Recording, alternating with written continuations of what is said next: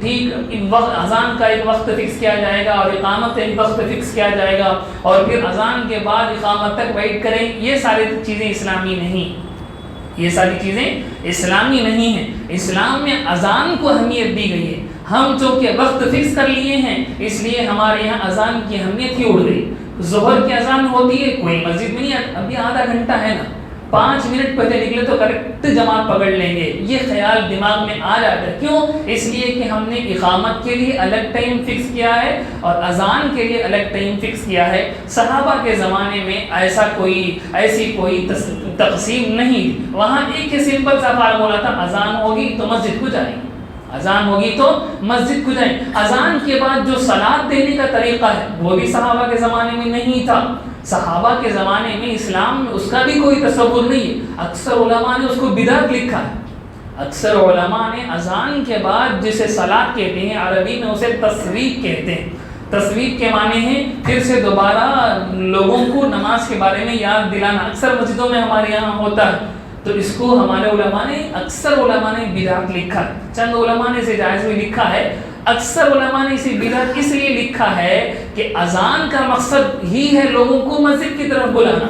جب اذان کا مقصد چھوڑ کر ہم دوسری چیز ایجاد کر رہے ہیں جس کی کوئی خاص ضرورت نہیں ہے تو پھر خواہ مخواہ کی چیز ہے۔ تو پھر آئیڈیل طریقہ کیا ہے؟ آئیڈیل طریقہ یہ ہے کہ اذان کے بعد اتنا وقت دیا جائے کہ آدمی اس میں وضو کرے، آدمی اس میں وضو کر کے 4 رکعتیں نماز پڑھ سکے، بس اتنا وقت ہو، اس کے بعد جماعت کھڑی ہو جائے، اس کے بعد جماعت کھڑی ہو جائے۔ اور جماعت کے لیے بھی کوئی ٹائم فکس نہیں ہونا چاہیے۔ ہمارے استاد فرمایا کرتے تھے یہ جو ہماری نمازیں ہیں اسے ہمارے استاد کہتے تھے یہ ٹنگ کی نمازیں ہیں، یعنی گھڑی میں ٹنگ بجے گا تو پھر یہ اٹھ کر اقامت دینے شروع کر دیں گے، جماعت کھڑی ہو جائے گی۔ بلکہ عجب غضب ہے کہ مؤذن ابھی اقامت نہیں کہتا، لوگ کھڑے ہو جاتے ہیں، اقامت ابھی شروع نہیں ہوئی، لوگ کھڑے ہو جاتے ہیں۔ عجیب و غریب قسم کی حالت ہے۔ اقامت کا پرپس ہی ہے لوگوں کو کھڑانا، جب اقامت سے پہلے ہی لوگ کھڑے ہو گئے تو پھر اقامت کیوں دیں؟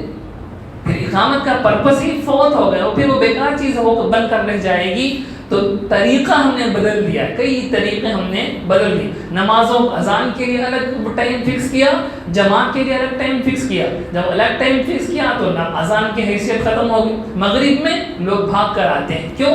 اس لیے کہ اس میں ٹائم فکس نہیں ہوتا، روزانہ 1-2 منٹ آگے پیچھے ہوتے رہتے ہیں، تو پھر اذان کی اہمیت ہوتی ہے۔ مغرب کی اذان ہوتے ہی عورتیں بوڑھیاں اوڑھ لیں گی اور مرد اپنے کام دھندے چھوڑ کر گھروں سے نکل جائیں گے، دوڑ کر آئیں گے۔ کیوں؟ یہ اذان تو ظہر میں بھی ہوئی تھی، یہی اذان تو عصر میں بھی ہوئی تھی، لیکن وہاں اس کی اہمیت اس لیے نہیں تھی کہ ہم نے اقامت کے لیے الگ سے ٹائم فکس کر دیا، جس کی وجہ سے اذان کی حیثیت کمزور پڑ گئی، اذان کی حیثیت کمزور پڑ گئی۔ تو یہ آئیڈیل طریقہ نہیں، اس کو ختم ہونا چاہیے۔ اذان کی اتنی اہمیت ہے کہ اذان ہوتے ہی رسول اللہ صلی اللہ علیہ وسلم کے بارے میں اما عائشہ فرماتی ہیں کہ آپ ہمارے ساتھ گھر کے اندر بالکل ہنسی خوشی مل کر رہتے تھے، لیکن جو ہی اذان کی آواز ہوتی آپ کا چہرہ انور بدل جاتا تھا، ایسا لگتا تھا کہ ان سے ہمارا کوئی تعلق ہی نہیں، ان سے ہمارا کوئی تعلق ہی نہیں۔ لیکن ہماری اذان سن کر یہ کیفیت اس لیے نہیں ہوتی کہ ہم نے اقامت کے لیے الگ سے ٹائم فکس کیا ہو۔ 1 منٹ پہلے بھی مؤذن اذان دے تو لڑنے کے لیے آ جائیں کہ آپ نے کیسے اقامت دے دی 1 منٹ پہلے، اور 1 منٹ تاخیر کر لیں کسی بھی وجہ سے، امام صاحب نہیں آئے یا مؤذن کو کوئی مسئلہ تھا وہ اقامت نہیں دے سکے تو پھر لڑنے پر آ جائیں کہ 15 منٹ ہو گئے آپ نے اقامت کیوں نہیں۔ یہ دونوں طریقے غلط ہیں، یہ دونوں طریقے غلط ہیں۔ اقامت کے لیے کوئی ٹائم فکس نہیں ہوتا۔ اکثر مقتدی آ گئے ہیں، امام کے اوپر ہے کہ وہ نماز کھڑا سکتا ہے، امام کے اوپر ہے کہ وہ نماز کھڑا، مؤذن کا اقامت جماعت کے قائم کرنے میں کوئی اختیار نہیں ہے۔ صحابہ کے زمانے میں صحابہ آ کر انتظار کرتے تھے مسجد نبوی میں، رسول اللہ صلی اللہ علیہ وسلم اپنے حجرے سے نکلتے تھے، جب رسول اللہ صلی اللہ علیہ وسلم حجرے سے نکلتے تو سیدنا بلال رضی اللہ عنہ کھڑے ہو کر اقامت شروع کرتے، آقا آتے اقامت شروع ہوتی، صحابہ صفیں بنانا شروع کرتے، اقامت ختم ہوتی، صفوں کو درست کرایا جاتا، بس اب کھڑے ہو گئے، بس اب جماعت کھڑی ہوگی۔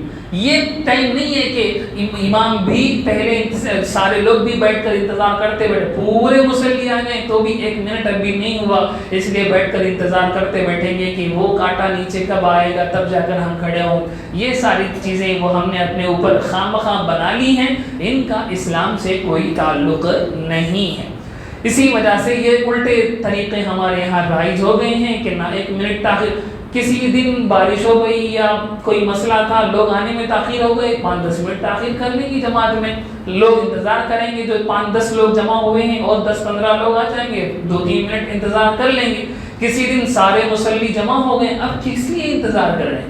اب انتظار کس کا ہو رہا ہے؟ تو یہ ساری چیزیں بدلنی چاہیے، یہ ساری چیزیں استباق الخیرات کے اندر آتی کہ نیک کاموں میں جلدی کرو۔ نمازوں کو تاخیر کرنے کا پرپس ہی مصلیوں کا آنا ہے۔ جب مصلی پہلے آ گئے ہیں تو آپ کیوں تاخیر کر رہے ہیں؟ آپ کیوں تاخیر کر رہے ہیں؟ آپ دیکھیں رمضان میں بڑی جلدی ہم فجر کی نماز پڑھتے ہیں، اور پڑھنا بھی چاہیے۔ کیوں؟ کیونکہ نماز کو تھوڑا تاخیر کرنے کا پرپس ہی مصلیوں کو جمانا ہے۔ رمضان میں پہلے سے مصلی جمع ہو جاتے ہیں، سحری کر کر سو جائیں گے تو پھر فجر چھوٹ جائے گی، اس لیے سحری کر کر سیدھے مسجد میں آ جاتے ہیں، پورے لوگ جمع ہو جاتے ہیں، تو بہت جلدی ہم نماز پڑھ لیتے ہیں۔ صحیح طریقہ ہے، صحیح طریقہ ہے کہ جلدی نماز ہو جانی چاہیے۔ کیوں؟ اس لیے کہ مصلیوں کا اصل اعتبار ہے، مصلی اور امام ان دونوں کے اوپر ہے جماعت کی نماز، مؤذن کے اوپر یا مسجد کی کمیٹی کے اوپر نہیں ہے کہ وہ بیٹھ کر ٹائم فکس کریں گے کہ ہماری مسجد میں کس وقت نماز کھڑی ہوگی، اذان کا ٹائم الگ ہوگا، اقامت کا ٹائم الگ ہوگا، اور بیچ میں صلاۃ کے لیے الگ سے ٹائم رکھیں گے۔ یہ ساری چیزیں ہم نے خواہ مخواہ اپنے اوپر ڈال دی ہیں، جس کی وجہ سے مسجدوں کا وقار مجروح ہو گیا۔ دیکھیں ظہر میں کوئی نہیں آتا اذان پر، فجر میں کوئی نہیں آتا اذان پر، اور مغرب میں سارے بھاگ کر آتے ہیں، تو پتہ چل گیا کہ اصل اقامت کو ہم نے جو فکس کیا ہے تو وہاں سے سارا مسئلہ شروع ہوا ہے، وہاں سے ساری چیزیں یہ شروع ہوئی ہیں۔ اذان کو اہمیت دلانا ہے تو اس کا یہ مطلب نہیں ہے کہ آپ دوسری مرتبہ صلاۃ کہنا شروع کر دیں، اس کا طریقہ یہ ہے کہ آپ اقامت کو وقت اس کا ختم کرا دیں، وقت اس کا ختم کرا دیں۔ اذان کے بعد ایک مقدار ایک ذہن میں جب اذان ختم ہوگی استنجا کر کے کوئی 4 رکعتیں سنت ادا کر سکیں، اتنا وقت اگر دیا جائے تو بس ٹھیک ہے، کافی ہے۔ حرم میں ایسے ہی ہوتا ہے، حرم میں ایسے ہی ہوتا ہے، اور دوسرے کئی ممالک بھی ایسے ہیں، ملیشیا میں بھی ہم نے سنا کہ اسی طرح ہوتا ہے، اور وہی صحیح طریقہ ہے۔ ہمارے یہاں ایک اب صلاۃ کی بھی لوگ خیال نہیں کر رہے تو پھر 2 منٹ پہلے اور صلاۃ دو، لوگوں کو بلاؤ کہ بھائی 1 مرتبہ صلاۃ ہو چکی ہے، اب دوسری مرتبہ ہم صلاۃ دے رہے ہیں کہ آپ نماز کو آ جائیں۔ تو یہ ساری چیزیں، ایک چیز کو جب ہم غلط راستے پر ڈالیں گے، یہ اسلام کی مزاج ہے، میں نے اس سے پہلے بھی بیان کیا ہے کہ آپ ایک دینی حکم کے ساتھ اس کو غلط انداز کے ساتھ اس کے ساتھ بیہیو کرو گے تو اس کا اثر دوسرے طریقے سے ظاہر ہو کر ہی رہے گا۔ ہم نے نماز کے نبوی طریقے کو چھوڑا تو پھر اب دیکھیں نماز کی اذان کے بدلے ہمیں صلاۃ دینا پڑا، صلاۃ کے بعد بھی نماز کے لیے لوگ آئیں نہ آئیں، اور اس میں 1-2 منٹ آپ انتظار نہیں کر سکتے۔ یہ ساری چیزیں اسی لیے پیدا ہو رہی ہیں کہ ہم نے اپنے اوپر ایک طرح کی چیز لاد دی ہے۔ صحابہ کے زمانے میں یہی ہمیں ملتا ہے کہ صحابہ اذان کو سنتے تو فوراً مسجد کی طرف چل دیتے تھے، اذان کو سنتے تو فوراً مسجد کی طرف چل دیتے، مسجد میں صحابہ جمع ہو جاتے تو پھر جماعت کھڑی ہو جاتی۔ ایک دن کسی وجہ سے تاخیر ہوئی یا اکثر لوگ کسی وجہ سے نہیں آئے ہیں تو پھر 2-3 منٹ یا 10-15 منٹ تاخیر کر لیں گے، یہی صحیح طریقہ ہے۔